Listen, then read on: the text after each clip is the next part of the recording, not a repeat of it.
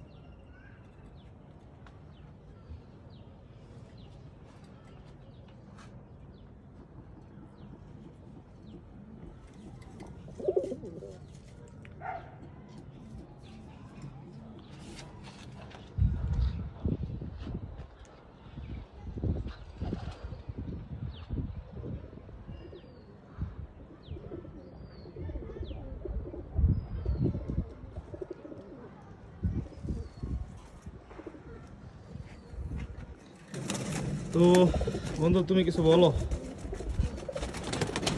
বন্ধু ওরকম বলার মতো কিছুই নাই।